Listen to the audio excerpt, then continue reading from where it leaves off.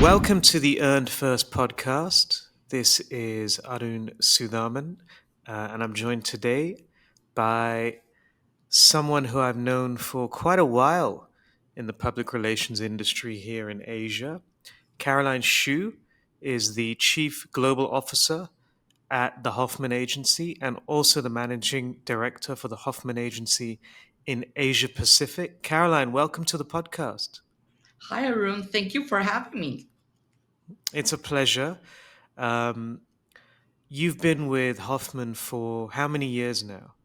Oh my goodness, 8 years, if you can believe 8 years. it. Okay, wow. Yes, no, I remember when you joined. I actually can't believe it was 8 years ago. Um, now, you had joined Hoffman after spending several years on the in house side of the fence. Yes. Uh, and we'll talk about the progress you've overseen at Hoffman over the past 8 years, which has been quite interesting, I think, from an industry perspective. But let's talk about your decision first of all to move from in-house back to agency. What was your thinking at that point? Yeah. So, I mean, a little bit about myself. I think, I am kind of that odd person in that I consider myself a third culture kid. And that means, Hmm. I grew up in Saudi Arabia, believe it or not. Hmm. I was educated in the American school system. And then I've spent, over since 2000, I moved back to Asia and started off as a reporter, honestly, and then moved into agency for a really short stint. And as you mentioned, I've been in house for the last 15 years. Since before coming to Hoffman.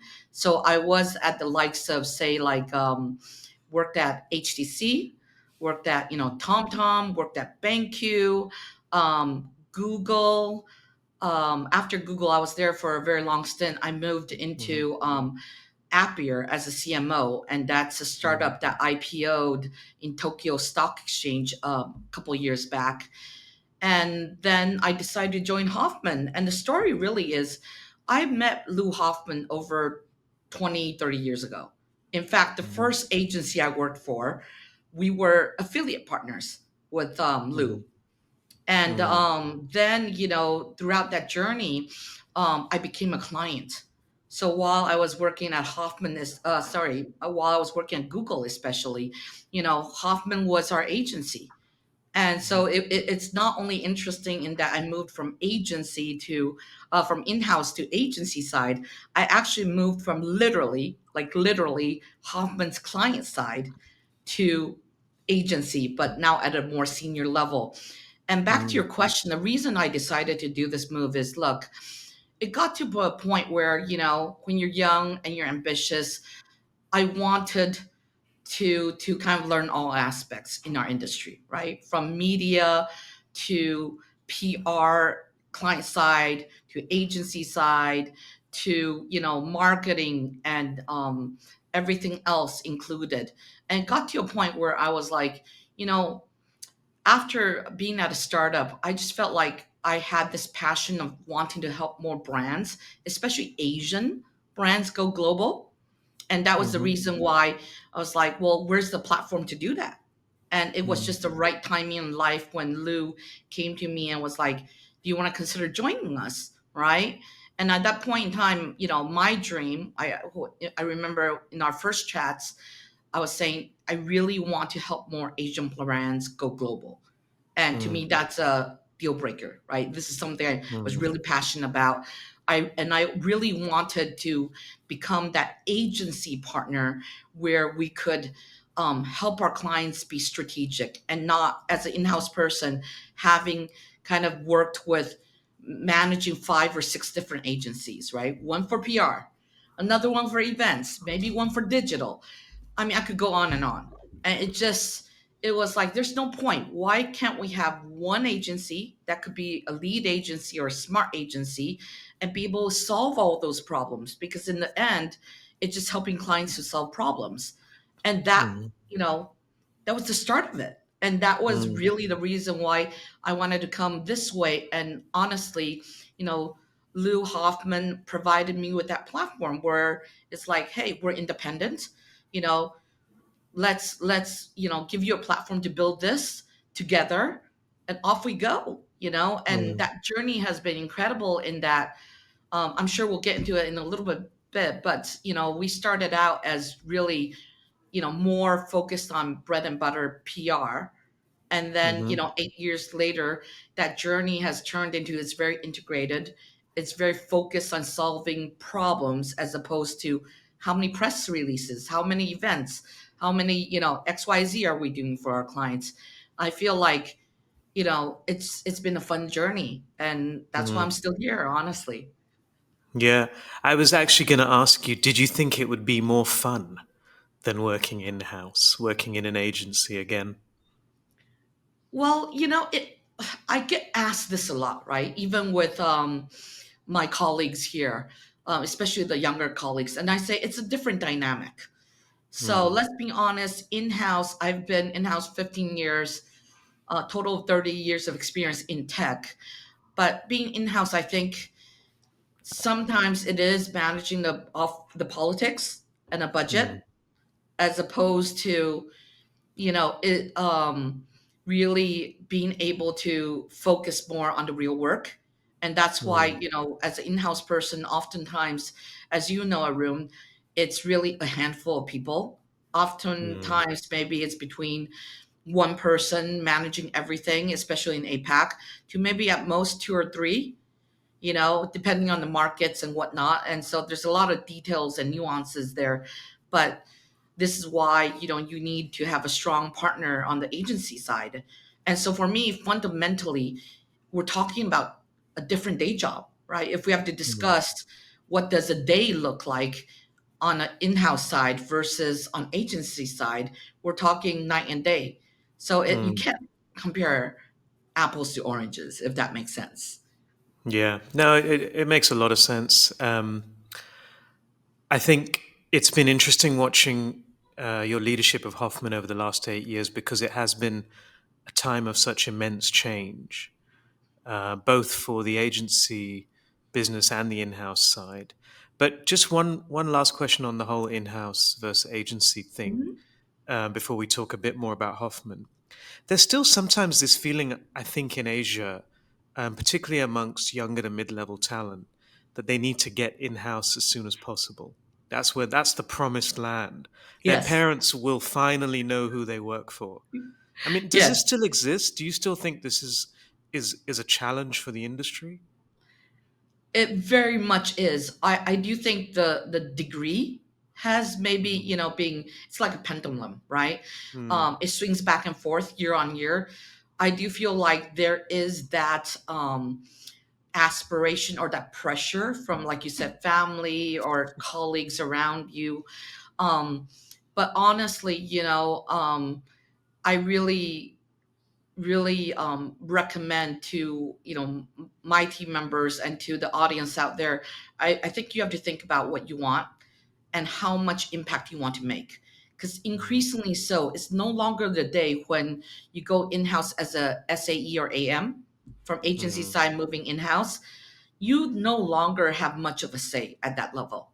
So unless you're going in-house at a director or more senior level, or let's say a specific company where they really have a platform for you to really make change and really be part of the conversation at the table with your sales heads, with your comms leaders at a regional level or even global level, you know, then is that impactful? Is that what you mm, really want? Just to get that name under the belt, right? So mm, for me, I really feel like, it's hard when you're in that situation, but it really is about, are you trying to make impact, or are you trying to just kind of check off that list and put it on your resume?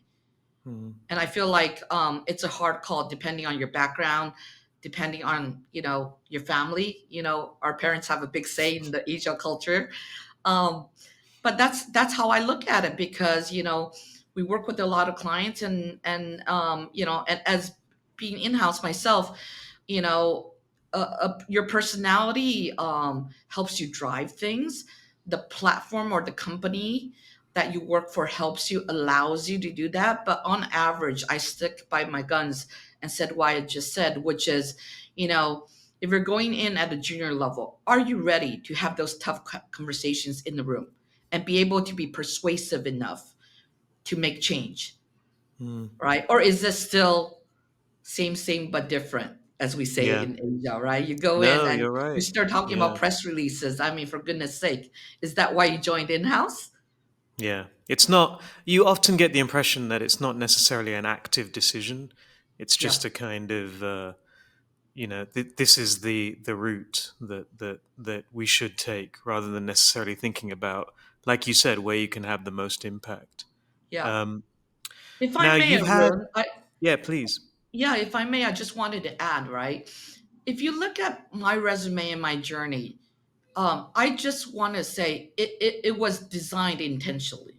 So I'm Mm, a very intentional person, meaning hmm that, when I chose to join, switching from a journalist to working at an agency, I wanted to get the PR experience, not from one company, but really get, the trade under your belt, right? The mm, intentional kind of decision there. And when I wanted, after years of experience, when I wanted to move in-house, I wanted to know where the decisions are getting made at what levels when you're in-house.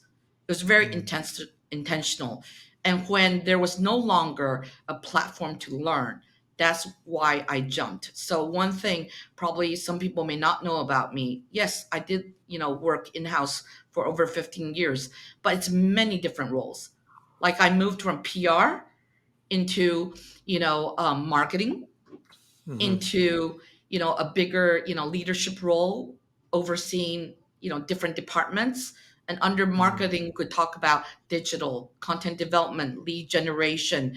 So it was very intentional. And I think going back to your earlier question, you know are younger people these days making that intentional call about what they want to learn or what they want to achieve when they go in-house or when they do decide to stay longer on the agency mm, side. And I mm, think that's rare these days to have that, take that extra minute to have that thinking, if mm. that makes sense. Absolutely, or maybe even more than a minute, hopefully. Um, so you joined Hoffman. It's 8 years ago. In Asia, Hoffman at that time is, I think, around 4 to 5 million in fee income. Is that about right I think it in was more about Asia? 8 to 10 Oh, okay, million. 8 to 10. So, and then we Um, were at, when I joined, it was about 100 people in 6 markets. And okay, today, and now, we're, on track to being 20 million this year. yeah, okay, And we're over 200 people, it could yeah, possibly get to 230 by the end of this year, yeah, that I'm responsible for. But you also know my role has evolved in the last hmm couple of years from just pure APAC to what I'm calling more of a, global business development, but especially Asia, Middle East, and Africa. So that's what I'm hmm kind of focused on in terms of business development. So hmm it has evolved sure. in that sense. Yeah, Yeah. as it should. I mean, Hoffman now is, I think, 32 million in fee income, according to its latest results for 2024. Obviously, it has bought an agency in the UK as well, in CC Group. So Yeah. certainly feels like there's good momentum. A lot of that, of course, I think is being driven from Asia. Certainly, if you look at the breakdown of revenue, it's very rare to see an agency, an American agency that derives more of its fee income from Asia. But also, you've done it during an interesting period. I would probably say the first half of your tenure, everyone was growing. Yes. The first 4 to 5 years, obviously, then the pandemic comes. That's challenging in many ways, but actually for B2B tech, it was not necessarily, as difficult as it was in other sectors.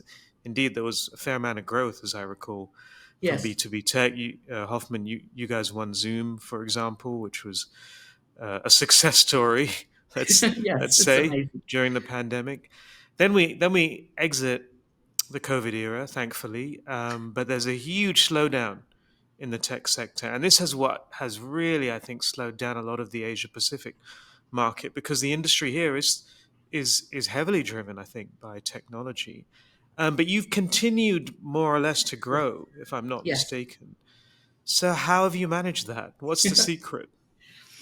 um Honestly, I think we're very lucky. Again, there's few independent agencies out there, and I Hmm. I wear that with pride. So does Lou, and part of the reason I think is that independence, right, allows us to have more agility and flexibility.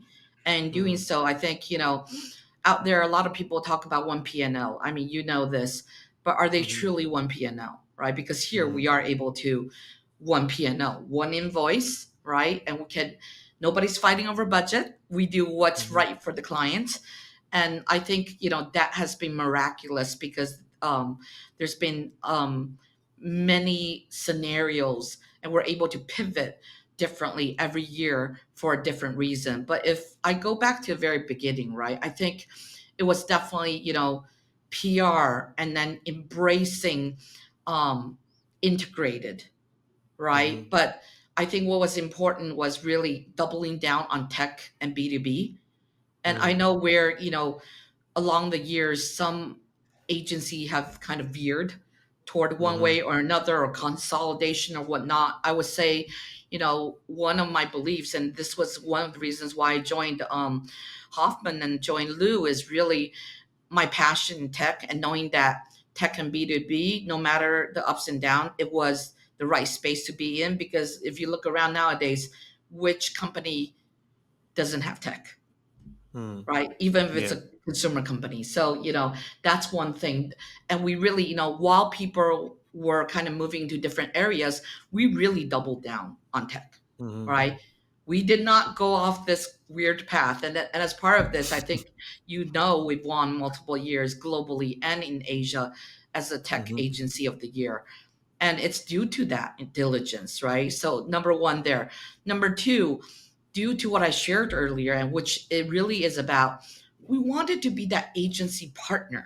That partner Hmm. being very important, right? We don't need to get into a room and talk about the scope of work and details. That's the details. That's semantics.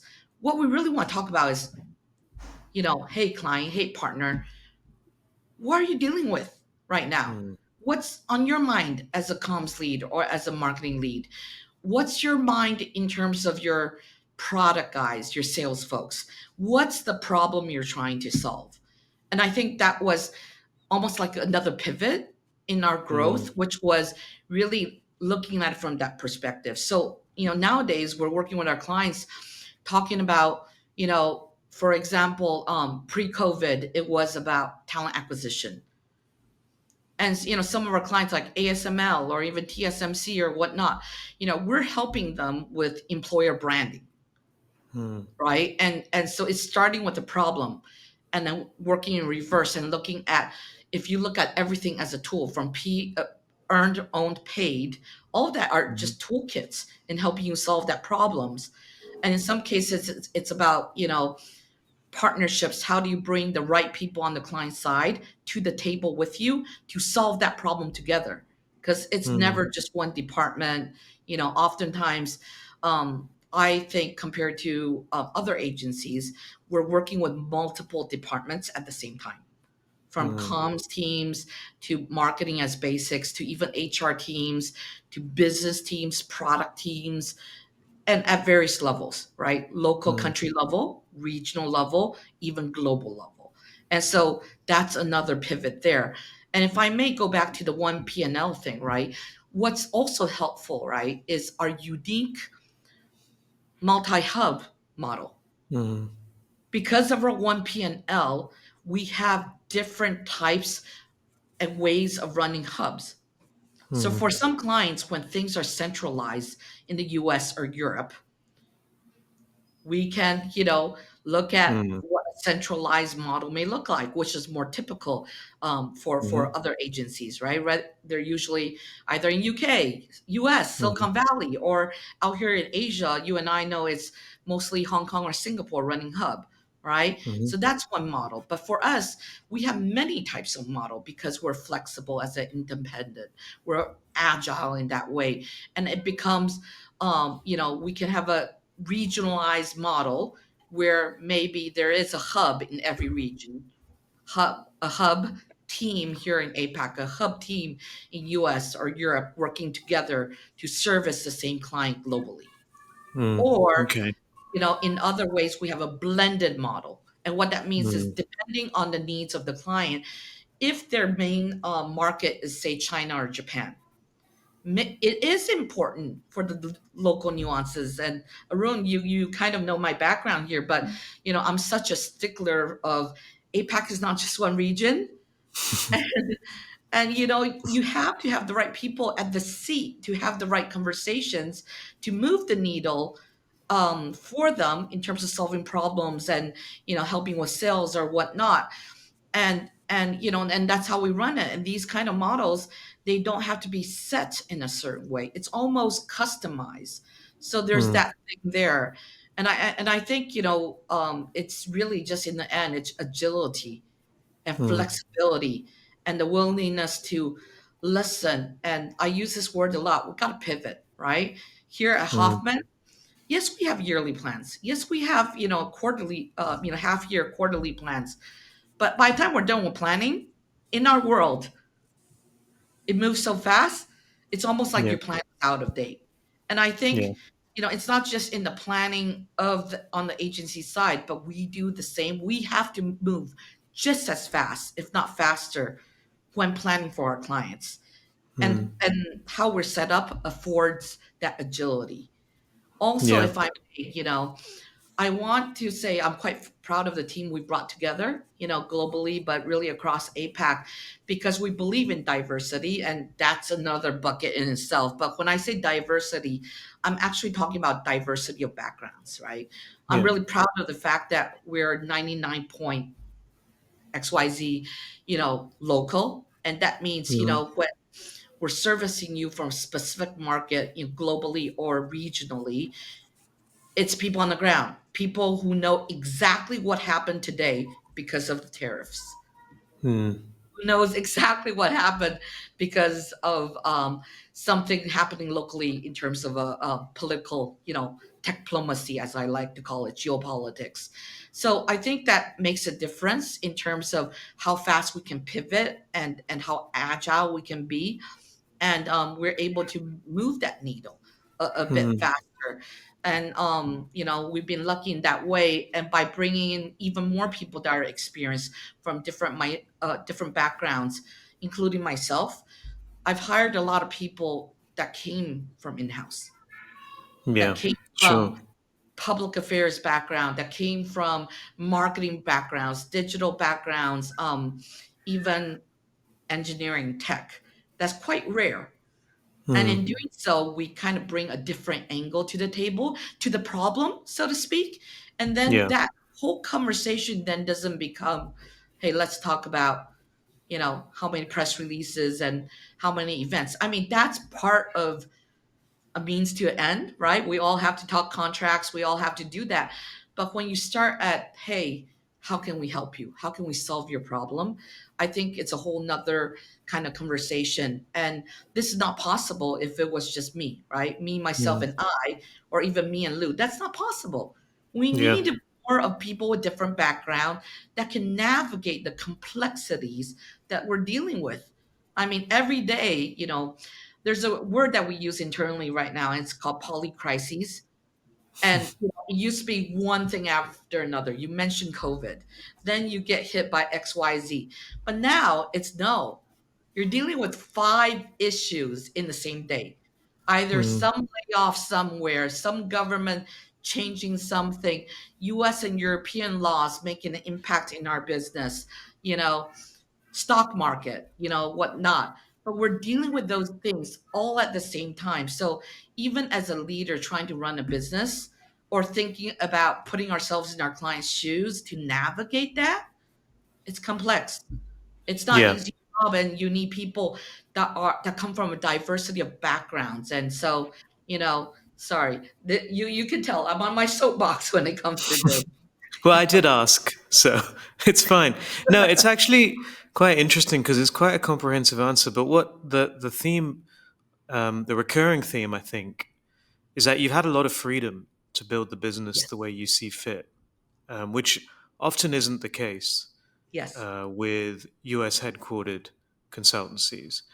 Um, you mentioned a couple of things that I wanted to pick up on. The first, the single P&L, right? Which, yes, I would say Hoffman is not the only agency to talk about that, of course. But the other thing, I guess, when we're talking about single P&Ls is one of the reasons why big networks don't use single P&Ls is because they need to be able to track performance of different markets. They incentivize leaders based on Yes. specific silos and so on. So, how do you respond to that kind of a challenge, perhaps? The potential drawbacks of the single P&L model. Yeah, I love it. Totally understand, totally hear you. I think Hmm. it's something we wear with pride here, and it's something I'm always thinking about daily. And it really is, we're only successful as one team. Mm, And, myself, I lead by example, but also, my leadership team, all the way down to the ADs, the SAEs, to interns. They all kind of are ingrained in this way, but it's easier said than done, right? So I think, mm, you know, sometimes I have to be judge, jury, sheriff, whatever you want to call it, right? And Loon needs to do the same, and certain leaders across the board. But and it's all about a give and a take. Also, if we talk about business, where hey, this time we need a certain market to play ball. Next time it's another market, but we give and we take. I mm, think as part of this, let me be a little bit more real. If we're talking about younger people, I think it helps that we have chemistry, and we're mm, proud to say we have chemistry. When we get into mhm, a room and we're having conversation with clients, no matter what level, everyone knows each other. And how is that mhm, doable? It helps with that one team mentality, one P&L mentality. And we do so with several different programs that we have in place, one of which we're quite proud of. I'll name a few because it does help. One is building bridges. And so we build bridges as in, for you know, our younger folks and even senior folks. It really depends. You're able to apply for a program, whether it's within Asia or cross borders. In U.S., Europe, or in any of our offices, where you go and work for a period of time. You know, in that other market, and doing so, you break down barriers between people, mm, between cultures, and we're avid about this. We mm. do this So, every single year. so you don't think necessarily getting bigger size is naturally going to reduce the amount of familiarity people have with each other. Not Um, if you're diligent. And how we right. do that, I think it's almost, what's a better word for it? It really is a culture thing. Yeah. And I think it's day in and day out. It's not just saying it, we're proud of it. We wear it on our Mm, sleeves every single day, and it's making it happen. So, another program I find very useful, we call it Hot Anywhere. And what that means is when our team members are traveling on their own vacation time, say they're going to Japan for vacation, we have a program where we subsidize our employees and team members to stay behind, and after mm, your vacation, go into that office in that country you're visiting in, go in, do a sharing, we'll cover mm, your costs while you're mm, out there for a certain duration. And these things, I know it seems like, really, Caroline, really? Yes, really. It adds up. All these mm, things.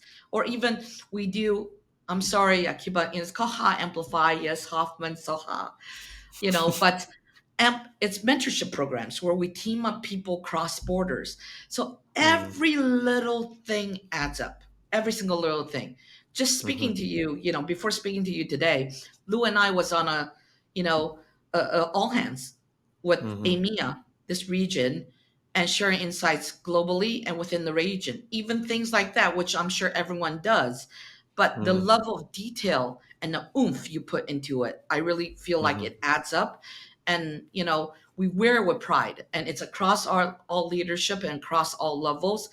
And, and in that case, if I may, long-winded answer, but my last point really is it boils down to chemistry and not having to fake it.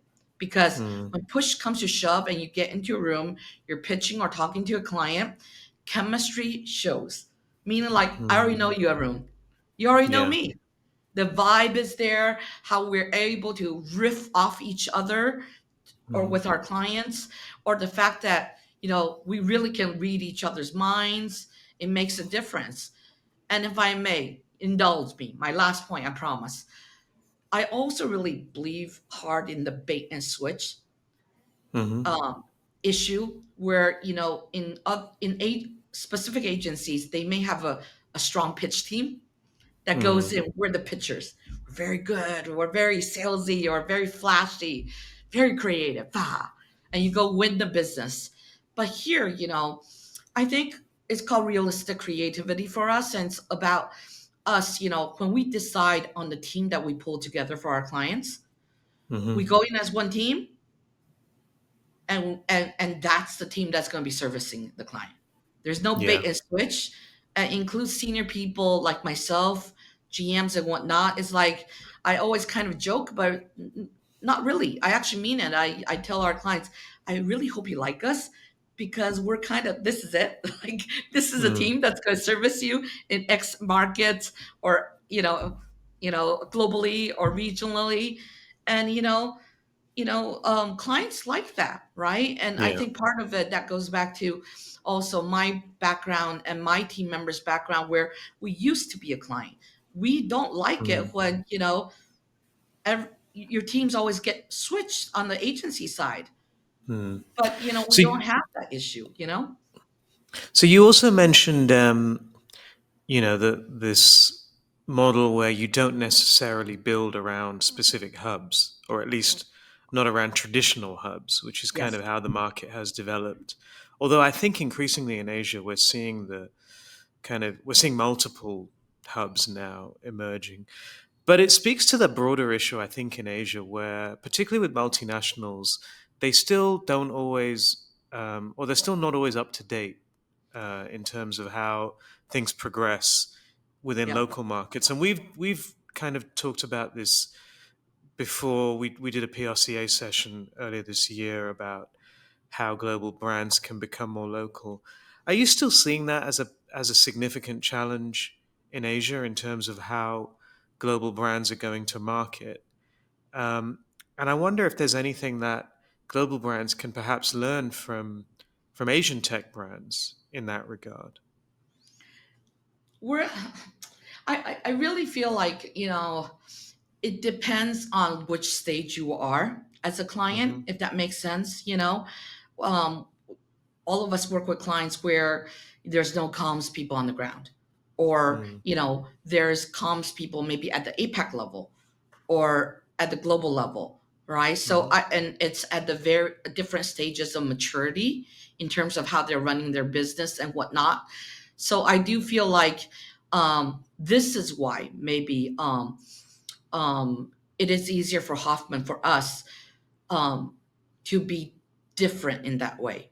Because Mm. unlike the traditional hubs, I do feel like, depending on the clients, we aspire that every single market can be a hub, if that makes Mm. sense. And that works very well for clients we work with, especially Chinese clients, where their Mm. preference is to speak to us in Chinese, Mm. yet they want to do work across Asia and globally. Mm. You see where I'm coming with that, right? People maybe will prefer to speak in their local language, with local cultural nuances, or being able to attend meetings with them, where they have to switch between Chinese and English. And, case in point, put in another country, Korean MNCs, case in point, Mm. Japanese or whatnot. So you get that point. So I feel like that would be how I look at it. Where there is various levels of issues, but it really depends on which stage the client is, and Mm, whether we're talking about startups all the way to Fortune 500 companies, and then how mm, they're set up.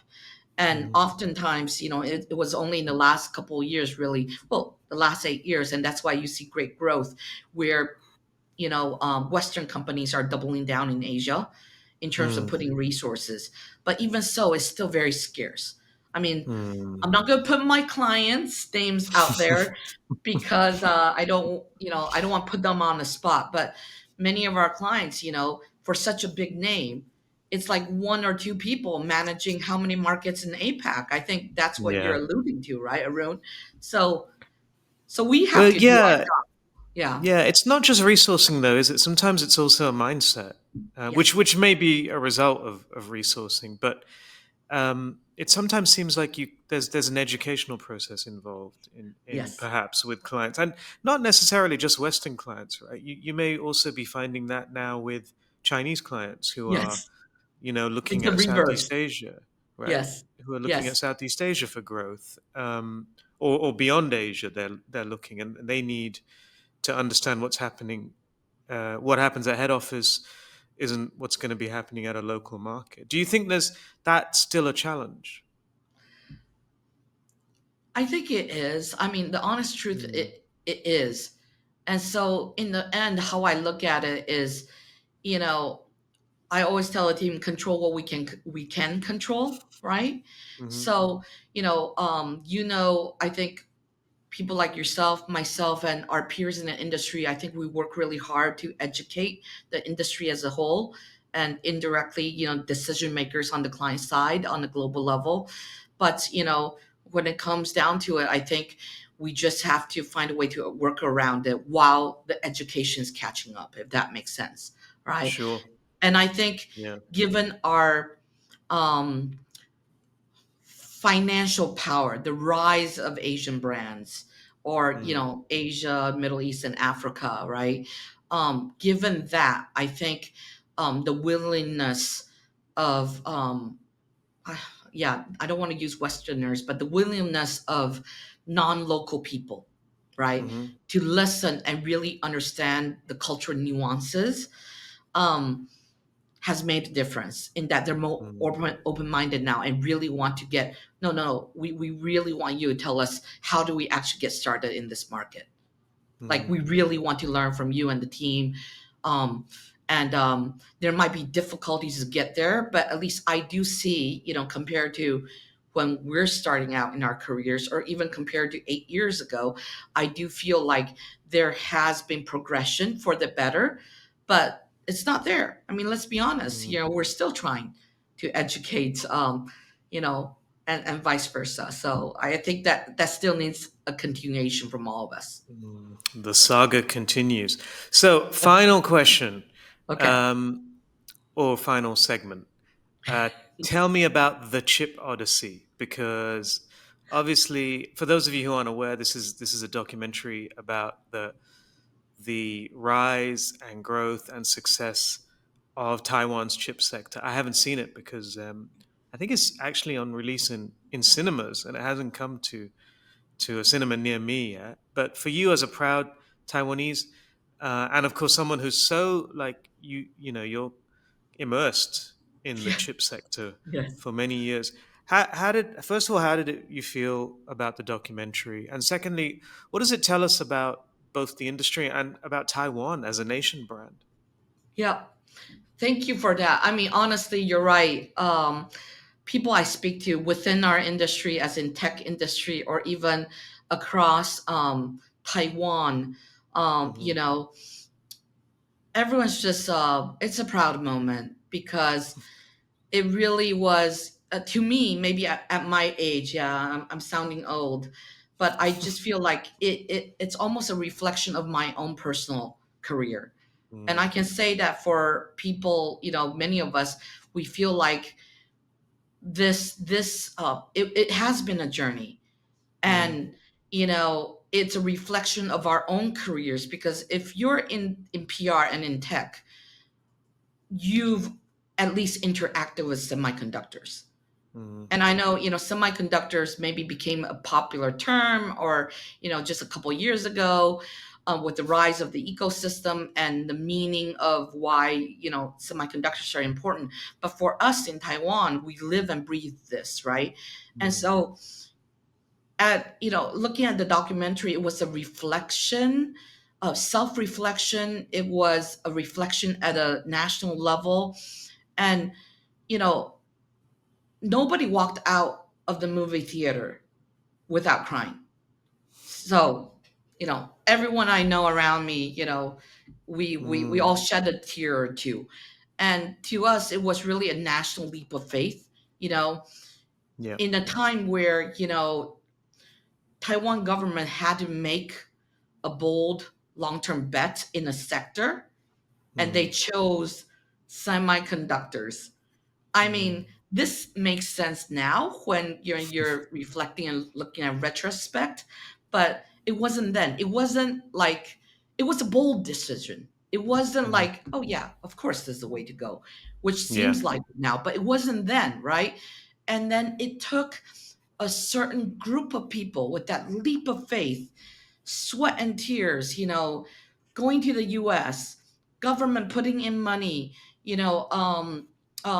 bringing people back, having, studied in the US and whatnot. And that was kind of where TSMC, Morris Chang, UMC, and all of that came about.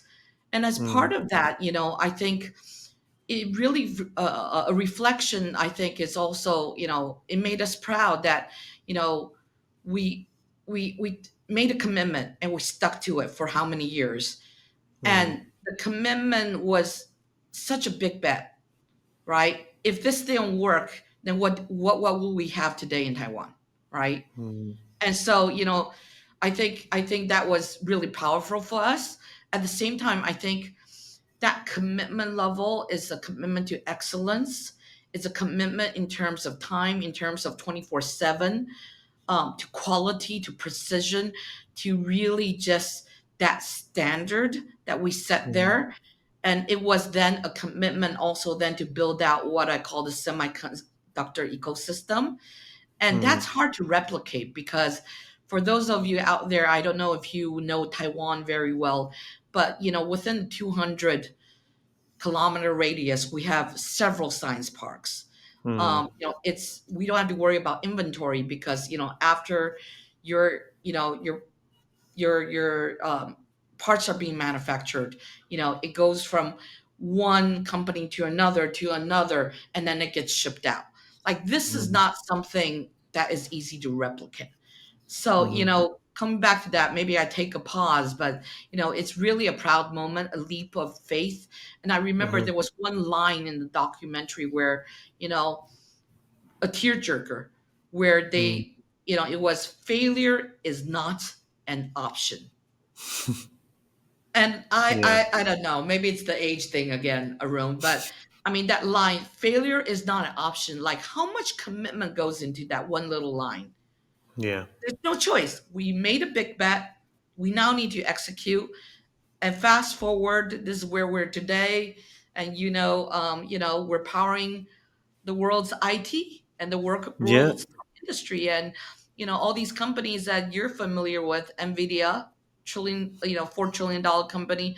All these companies, they're all close partners to the Taiwan tech Yeah. ecosystem, and that way, that's why you're hearing terms like the Silicon Shield, helping us, Yeah.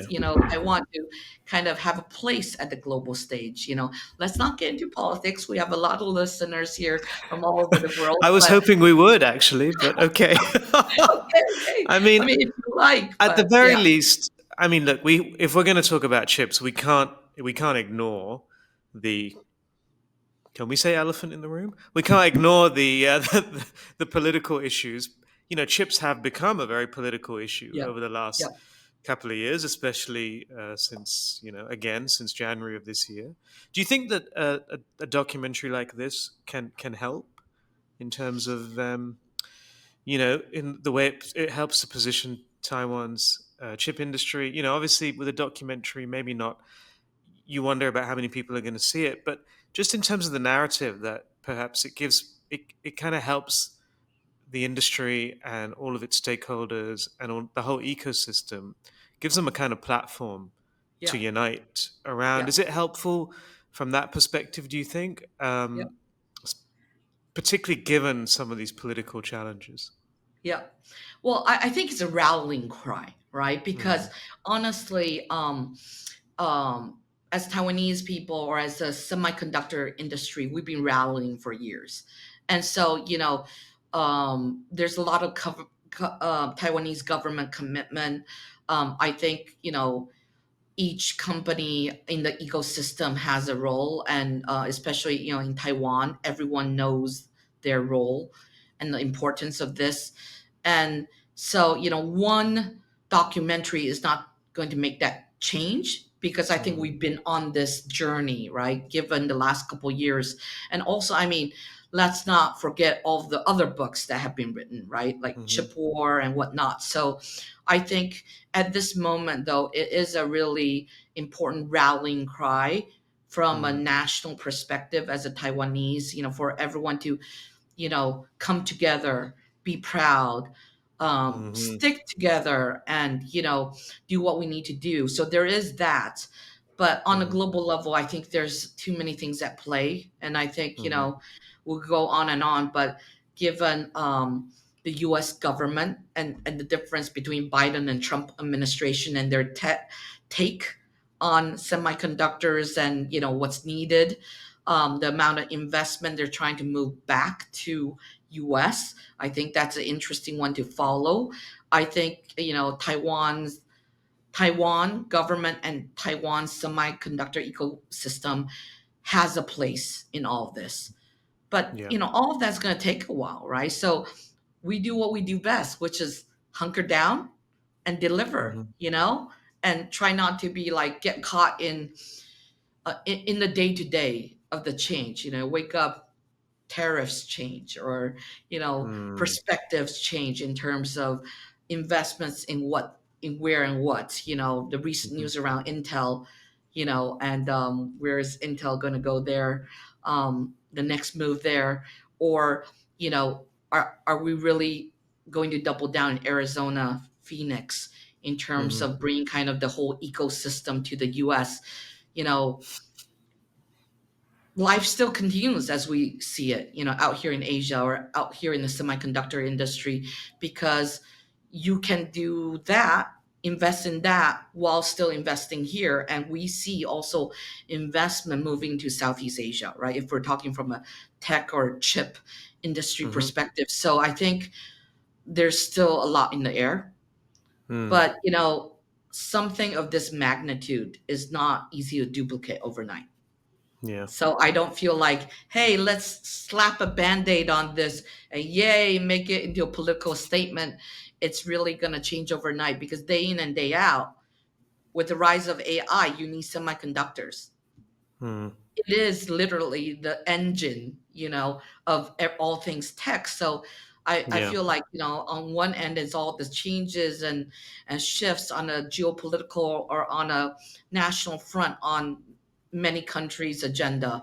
But at the same time, we're not going to stop, right? mm, There is a need every single day to keep production and keep things rolling, and most importantly, keep innovation moving. yeah, And this is why, I mean, you're seeing all of the CEOs, if you're watching, right?